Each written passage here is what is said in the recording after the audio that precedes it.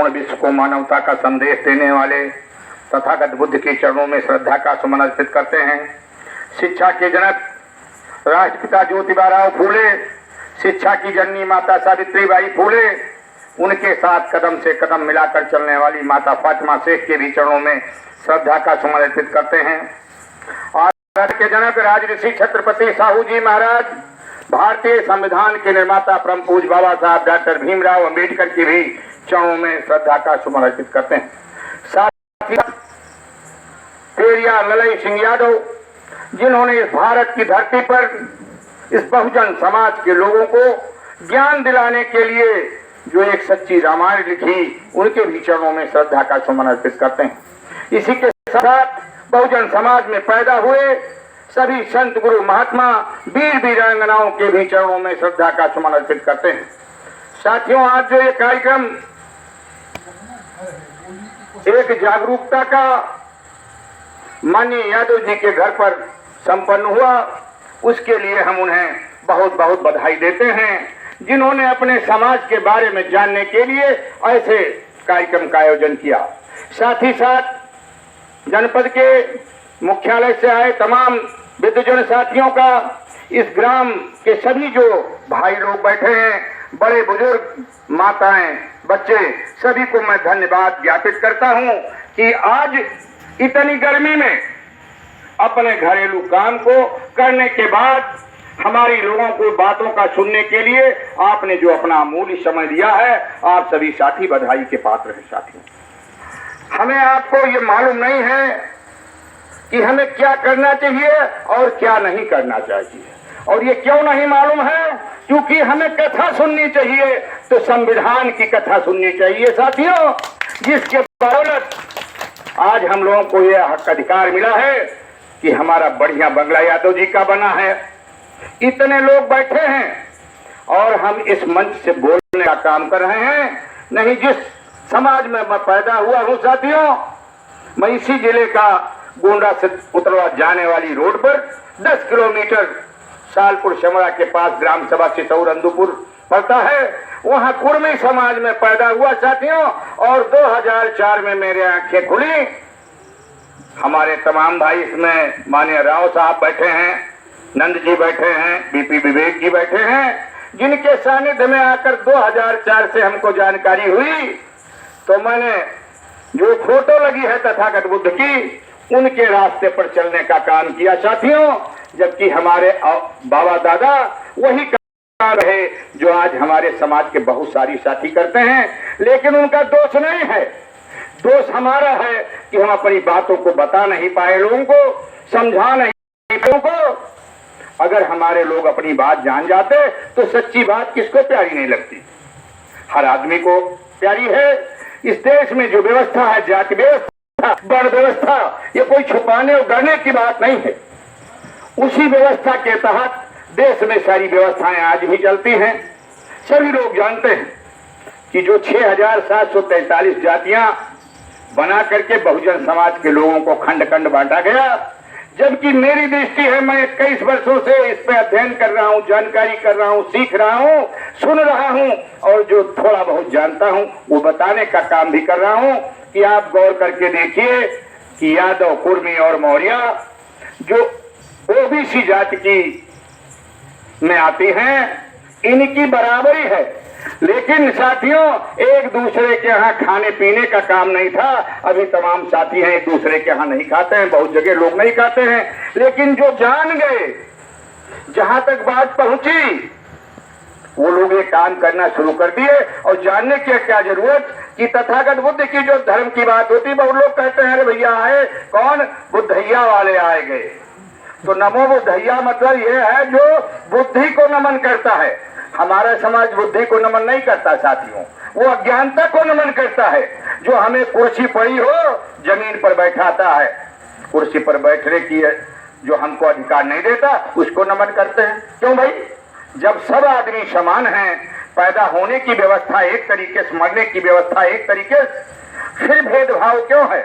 इस पर चिंतन कोई दूसरा नहीं करेगा। इस पर चिंतन करने की हमें जरूरत है कि इस देश में अगर भारतीय संविधान परम पूज्य डॉक्टर बाबा साहब भीमराव अंबेडकर ने नहीं लिखा होता साथियों, तो आज इस बहुजन समाज के 6,743 जातियों के लोगों के पास ये मकान नहीं हो सकते थे।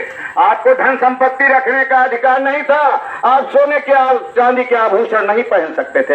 ये मैं नहीं कहता, उन किताबों में लिखा है, जो विषमतावादी पुस्तकें हैं उसमें लिखा है। आप पढ़ लीजिए। जिसको किताब नहीं मिलेगी वो मेरा नंबर नोट कर लें, हम किताब उपलब्ध करा देंगे। अब तो गोंडा में माननीय हरिप्रसाद जी यहाँ बैठे हैं, जो ये वीडियो बनाने का काम कर रहे हैं। इनके यहाँ जो भी किताब आप चाहेंगे उपलब्ध है। कोई बहुत महंगी भी नहीं, 100, 200, 500, 400 रुपए की किताबें हैं। उनको पढ़ने का काम करिए साथियों। और थोड़ा सा मैं और बताने का काम करूंगा कि जो आरक्षण व्यवस्था है, हमारे साथी जानते नहीं, आरक्षण आपको आसमान से नहीं मिला। आरक्षण इस देश में राजऋषि छत्रपति साहू जी महाराज ने अपने राज्य में 26 जुलाई 1902 को लागू किया था।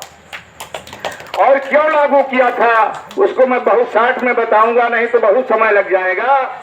एक बार की घटना है, आप लोग गौर करके देखिएगा कि पहले जो राजा महाराजा हुआ करते थे, वो जब सवेरे सो के उठते थे, नहाने जाते थे तो पूजा होता था। नहा के लौटते, खाने की टाइम होता तब भी पूजा होता। राज सिंहासन पर बैठते तब भी पूजा होता। कहीं जाना होता तब भी पूजा होता। मतलब उनके हर कार्य में पूजा की व्यवस्था थी। बात उस समय की है, साहू जी महाराज एक दिन नहा करके नदी से निकले और उनके मंत्री जो उनके साथ में थे, देखा कि वो पंडित जी महाराज जो पूजा कराने वाले थे आए ही नहीं। अब तो राम मच गया। राजा का मामला आप लोग खुद ही सोचिए। ये हुआ कि अब महाराजा नहा करके नदी के किनारे खड़े हैं, तुरंत हलकारा गए, पंडित जी बुलाए गए, उठे खट से आ गए। ना उन्होंने नहाया और ना कुछ, फट से आ गए। तो मंत्री जी भी ब्राह्मण थे, ऐसा नहीं था कि वो ब्राह्मण नहीं थे। महाराजा साहू जी के साथ पंडित जी जो मंत्री थे उनके साथ थे, लेकिन उन्होंने फौरन टोका कि भाई पंडित जी। और जब वो पाठ पढ़ने लगे, जो मंत्र का पाठ होता है, वो पुराणों का पाठ पढ़ने लगे, तो मंत्री जी ने रोका कि भाई पंडित जी ये आप क्या कर रहे हो? एक तो तुम उठ करके नहाए धोए नहीं, तुरंत चले आए, और दूसरे पुराणों का पाठ कर रहे हो महाराजा के जो है पूजा कराने में। तो पंडित जी ने स्पष्ट शब्दों में कहा कि चूंकि छत्रपति साहू जी महाराज कुर्मी महाराजा हैं, इनके लिए कुर्मी शूद्र श्रेणी में आता है, इनके लिए मुझे नहाने धोने की जरूरत नहीं है, और शूद्रों के लिए पुराणों का ही मंत्र है, वैदिक मंत्र नहीं है। राजा साहब ने बात सुनी। अब सोच लीजिए, जिसके राजपाट में सारे लोग पल रहे थे, उनके ऊपर क्या गुजरी होगी, लेकिन उन्होंने कुछ कहा नहीं। ये निर्णय लिया, पंडित जी हटाए गए और छत्रपति साहू जी महाराज कोल्हापुर, जो महाराष्ट्र में जैसे उत्तर प्रदेश में हमारा गोंडा जिला है, वैसे महाराष्ट्र में बंबई से 400 किलोमीटर दक्षिण कोल्हापुर जिला है, जहां के वो राजा थे, वहां से वो इंग्लैंड लंदन चले गए। और वहां जाकर के उन्होंने अपने इष्ट मित्रों से परामर्श लिया और बात रखी, और वहां से एक पत्र भेजा, फरमान जारी कर दिया कि मेरे राज्य में 50% अब इन पिछड़ों का, जिसमें एससी ओबीसी समस्त जातियां आती हैं, इनको आरक्षण दिया जाएगा। वो तारीख थी 26 जुलाई 1902 में। इसी महीने में आज 5 तारीख है, 21 दिन बाद 26 जुलाई पड़ेगी, जिस दिन साहू जी महाराज ने आरक्षण लागू किया। महाराजा वहां से लौटे, यहां लोगों ने हल्ला मचा दिया, राजा पगला गए हैं। राजा साहब के कानों तक ये बात आई, तो उन्होंने क्या व्यवस्था किया कि इसको अगर हम ऐसे बताएंगे तो लोगों के समझ में नहीं आएगा, क्योंकि हमारे समाज के लोग पढ़े लिखे नहीं हैं, ज्यादा होशियार नहीं हैं। जैसे आज अभी मैंने देखा कि पेरियार ललई सिंह यादव जी की तस्वीर तो इस घर से आई, लेकिन 90% क्या 98% साथियों लोगों के घरों में पेरियार ललई सिंह यादव की तस्वीर कोई यादव के घर रखने की बात नहीं है। सभी बहुजन समाज के लोगों के घर में होनी चाहिए, उन्होंने उस बात का खुलासा किया है जिसमें हमारा पूरा का पूरा समाज जकड़ा रहता है। तो साथियों, राजा साहब को जब ये बात सुनी, कानों में पहुंची साहू जी महाराज के, तो उन्होंने फरमान जारी कराया कि फला मैदान में हमारे राज्य में जितने घोड़े हैं सारे घोड़े इकट्ठे किए जाएं। राजा का आदेश, सारे के सारे घोड़े मैदान में लाए गए और मंत्री को आदेश दिया कि इनको चना डलवाइए।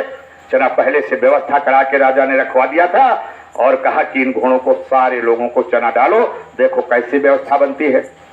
आधे पौन घंटे बाद राजा साहब ने मंत्री से पूछा कि क्यों भाई, सभी घोड़ों ने चना खा लिया? मंत्री जी ने बताया, नहीं महाराज, जो बीमार थे, लाचार थे, कमजोर थे, छोटे थे, वो घोड़े चना खाने नहीं पाए, बड़े वालों ने पैरों से मार मार के उनको हटा दिया।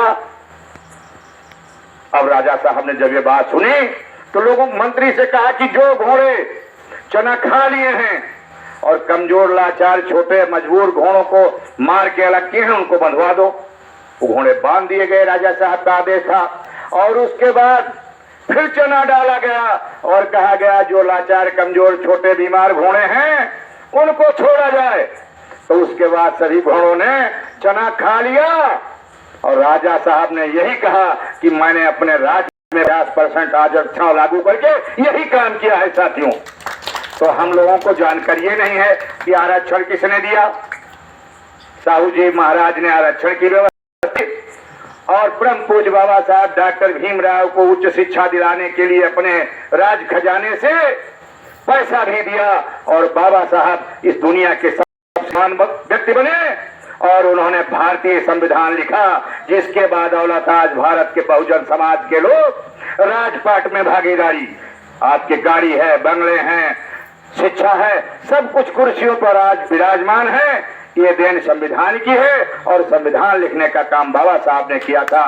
तो हमें सभी साथियों को जितना हो सके अपने ज्यादा से ज्यादा महापुरुषों की तस्वीरें लगा के रखें। जितने साथी यहाँ इस गांव के बैठे हैं, हम सबसे निवेदन कर रहे हैं कि हमने आपको पता बता दिया है, पुनः बता देते हैं कि हम गोंडा में आवास विकास में जिला अस्पताल के पीछे रहते हैं। 146 नंबर मकान है, 10 किलोमीटर पर गांव है। कुर्मी समाज में पैदा हुआ हूं, मेरे घर कहीं भी आकर देख लीजिए, महापुरुषों के अलावा आपको और कुछ नहीं मिलेगा, क्योंकि इन्हीं महापुरुषों के बदौलत खेती किसानी हमारे पास प्रचुर मात्रा में है। लेकिन मेरे परिवार में इंजीनियर, डॉक्टर सब कुछ पैदा हो गए हैं। जब से हमको जानकारी हुई है, इस 21 साल में 5 लोग हम अपने घर के वकील हैं। एक लड़का इंजीनियर है, बड़ा लड़का सुप्रीम कोर्ट जो देश की सबसे बड़ी न्यायालय है उसमें वकालत करता है, सब कुछ है। तो किसके बदौलत? इन महापुरुषों के बदौलत, जिनकी तस्वीरें आप लोगों के सामने रखी हैं। साथियों, क्योंकि घड़ी बहुत तेजी से चल रही है, बहुत सारे साथी अभी हमारे बोलने के लिए बाकी हैं, उनको भी समय चाहिए। नहीं, हम तो और बड़ी बड़ी बातें बताते, सबसे निवेदन इसीलिए कर रहे हैं। और यदि हमें सूचित करके आएंगे तो आपके पानी पीने, खाने, बैठने सारी व्यवस्था, रात रुकेंगे तो आपको रात रुकने के लिए बिस्तर, भोजन, सब कुछ बाबा साहब ने हमको दे रखा है। हमारे महापुरुषों ने हमारे पास राजा महाराजा तो फिलहाल अभी नहीं बन पाए, लेकिन क्योंकि हमारे राजा महाराजा हुआ करते थे, उनके नक्शे कदम पर चलने के लिए सारी व्यवस्था हमको उन्होंने दी है। मैं निरंतर यही काम करता हूं। साथियों, आप जब भी बुलाएंगे हम आपको हाजिर मिलेंगे। यहाँ साथी जो देखे होंगे, जो टाइम था उस टाइम पे हम 4-5 लोग आ गए थे साथियों, तो हमने अपनी बातों को रखा, आप लोगों ने बड़े ध्यानपूर्वक सुना। हम आप लोगों का बहुत बहुत धन्यवाद ज्ञापित करते हैं। पुनः अपने सभी महापुरुषों के चरणों में श्रद्धा का सुमन अर्पित करते हुए अपनी बात को हम विराम करते हैं। जय भीम, जय भारत, नमो बुद्धाय, जय संविधान, जय जवान, जय किसान। बहुत बहुत साधुवाद सर। कई साहब, बहुत अच्छी बातें आपने जो है की। अभी आपने जो शास्त्रों की बात की थी, एक श्लोक आपको और बता देता हूँ। उस शास्त्रों में जो लिखा गया है, जो हमारे पढ़े लिखे साथी यहाँ बैठे हैं गांव के लोग, उस श्लोक को जान लें कि देवाधीनम जगत सर्वम मंत्रोधीनम देवता ते मंत्रा ब्राह्मणाधीनम तस्मात् ब्राह्मण देवता। मतलब देवों के अधीन ये जगत है और देव मंत्रों के अधीन है, मंत्र ब्राह्मणों के अधीन है, इसलिए ब्राह्मण ही देवता हैं, ऐसा लिखा गया। इस बात को हमको जान लेना चाहिए, तब हमको ये मालूम होगा कि शास्त्र में क्या लिखा है और संविधान में क्या लिखा है, तो दोनों का अंतर हम जान जाएंगे। इसलिए इसको हमको जानना चाहिए। अब मैं इसी कड़ी